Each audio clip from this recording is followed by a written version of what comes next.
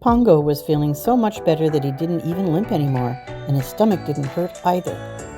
Now that he was feeling so much better, it was time to get back into his adventures with Mark.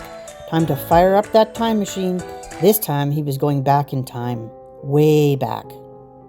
Suddenly, with a flash of light, they were whisked away to a distant time and place. When the light faded, Mark and Pongo found themselves in the bustling streets of ancient Egypt. People in linen clothes walked around carrying baskets of fruits and vegetables. Mark and Pongo marveled at the massive pyramids and the majestic Sphinx. A friendly young girl named Nefir greeted them. She explained that the pharaoh's most treasured artifact, the golden cat amulet, had been stolen, but few people knew about it yet. Without it, the kingdom will fall into chaos and turmoil. Can you please help us find the thief and return the amulet, she pleaded. Mark looked at Pongo, who barked enthusiastically. We'd love to help, Mark replied. Nefir led them to the pharaoh's palace, where the wise and kind Pharaoh Khafre greeted them. The amulet is a symbol of our prosperity and protection, the pharaoh explained. We believe the thief may be hiding in the Valley of the Kings. With Nefir as their guide, Mark and Pongo set off on their adventure. The Valley of the Kings was a vast and mysterious place, filled with ancient tombs and treasures. Pongo sniffed around, while Nefir and Mark checked out other areas. Pongo picked up a scent and followed it, leading him deeper and deeper into the valley. Suddenly, Pongo saw the thief and chased after him. Pongo tried to grab at his legs, but the thief was fast and kept running away. A ferocious fight ensued, with Pongo trying to stop the thief.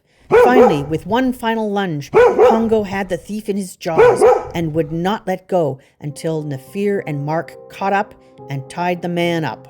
Once Mark and Nefir had the thief securely tied up, they retrieved the golden cat amulet and hurried back to the palace where the Pharaoh Khafre awaited anxiously.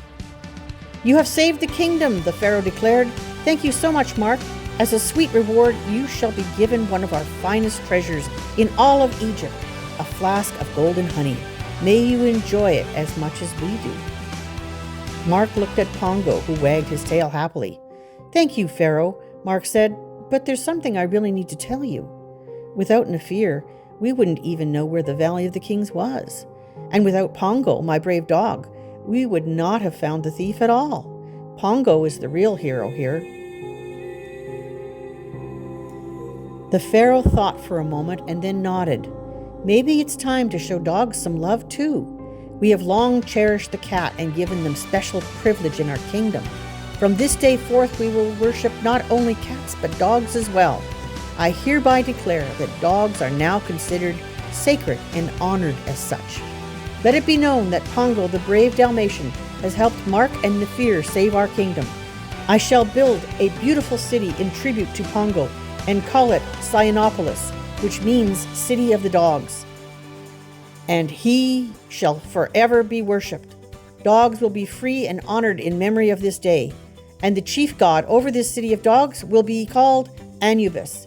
Anubis will be a half dog and half human to commemorate all three of you.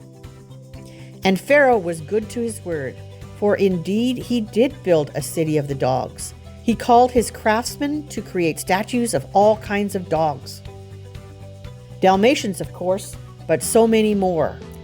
Basset hounds, Bichon Frise, bulldogs, Chihuahuas and wiener dogs, and German shepherds, and Doberman pinchers, and commandors.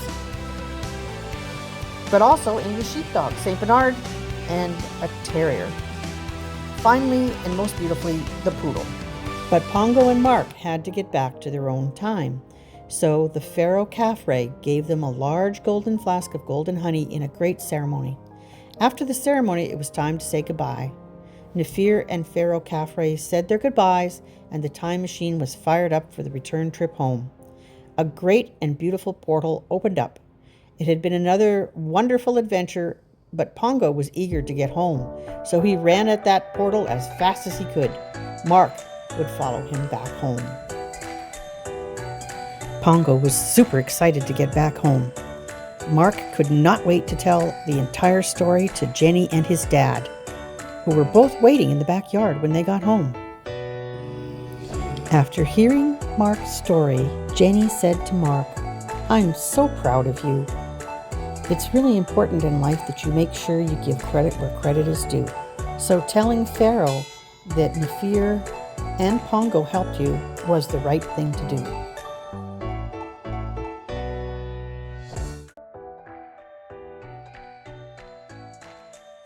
Scientists just discovered 3,000-year-old honey from ancient Egypt can still be eaten. Ancient Egyptians used to bury their dead with honey, so they would have a sweet life in their afterlife. Among other valuables for the afterlife, honey was also stashed in King Tut's golden tomb, still edible after 3,000 long years. The reason honey lasts so long is because bacteria doesn't grow in it. It's too high in sugar, too low in water, and too acidic. These are all things that bacteria does not like. And did you know there really was a city of the dogs called Cynopolis? Anubis was an actual Egyptian god and was half dog and half human.